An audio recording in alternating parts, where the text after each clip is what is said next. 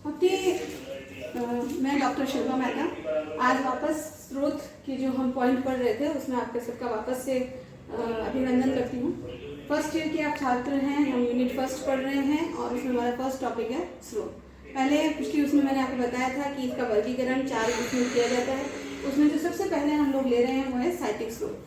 साहित्यिक स्रोतों को हम फिर अलग अलग डिवाइड कर सकते हैं। इसमें कौन कौन से खंड आएंगे? सबसे पहले आएंगे वेद, जो सबसे प्राचीन माने जाते हैं। तो साहित्यिक स्रोत में सबसे पहले प्रमाणिक हमारे जो ग्रंथ हैं वो है वेद। वेद के बाद में आते हैं हमारे सेकंड नंबर पे महाकाव्य। महाकाव्य कौन कौन से हैं आप सब जानते होंगे, रामायण और महाभारत, जिनको हम महाकाव्य की श्रेणी में रखते हैं। तीसरे में हमारी स्मृतियां,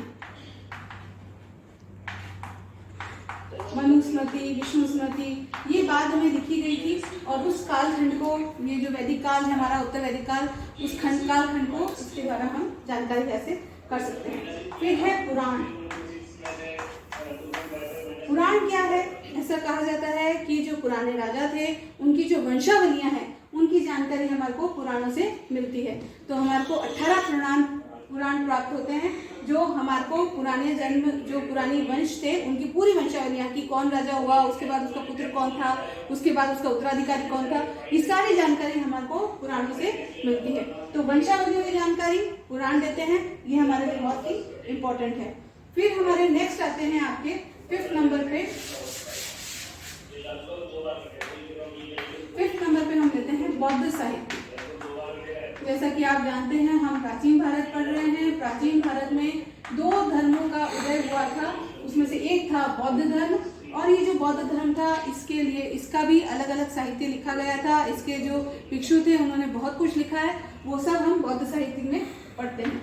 फिर है हमारा जैन साहित्य, एक और धर्म जिसका जो पल्लवित हुआ था इसी टाइम पीरियड में वैदिक काल के बाद। इसमें भी बहुत कुछ लिखा गया है। उसके जो ऋषि मुनि रहे हैं जैन धर्म के, उनके द्वारा जो श्रवण वगैरह करते थे वो सब उन्होंने अपने जैन साहित्य में लिखा है।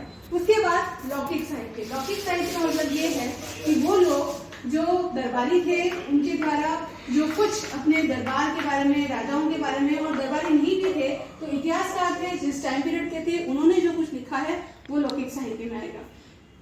जब हम स्रोत पढ़ रहे हैं और मैंने आपको जो वर्गीकरण बताया है तो उसमें पहले हमने वेद लिए हैं। वेद कौन से हैं? 4 वेद हैं, मेरे ख्याल से आपको सबको जानकारी होगी। ऋग्वेद है, सामवेद है, यजुर्वेद है, अथर्ववेद है, जिसमें ऋग्वेद सबसे प्राचीन वेद माना जाता है। तो ऋग्वेद सबसे प्रामाणिक और प्राचीन ग्रंथ है। उसके बाद जो मैंने आपको बताया महाकाव्य, महाकाव्य के बारे में हम सब बहुत अच्छी तरह से जानते हैं।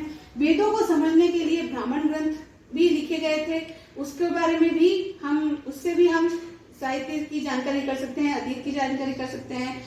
अरण्यक के लिखे गए थे। अरण्यक के ग्रंथ वो होते हैं, ऐसा माना जाता था कि जब व्यक्ति अपना सांसारिक जीवन पूर्ण कर लेता है और मतलब जो उसके एक तरह से जो डिवीजन किया गया था कि व्यक्ति की आयु 100 वर्ष की मानते हुए उसके 4 कालखंड माने थे कि 25 साल में वो ब्रह्मचर्य के आश्रम में रहेगा, 25 साल वो गृहस्थ आश्रम में रहेगा, उसके बाद वो संन्यास आश्रम में जाएगा, वानप्रस्थ आश्रम में जाएगा और फिर संन्यास आश्रम में जाएगा। तो ये जो वानप्रस्थ आश्रम वाला टाइम पीरियड है उसमें वो अरण्यक के ग्रंथ पढ़ता था।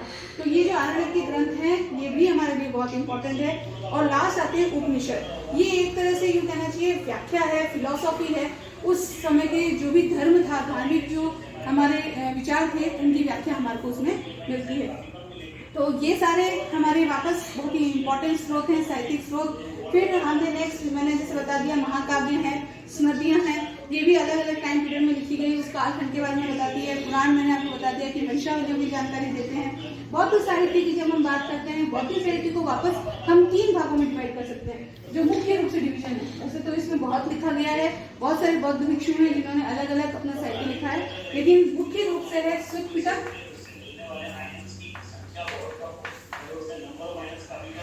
दूसरा है विनय पिटक और तीसरा अभिधम्म पिटक।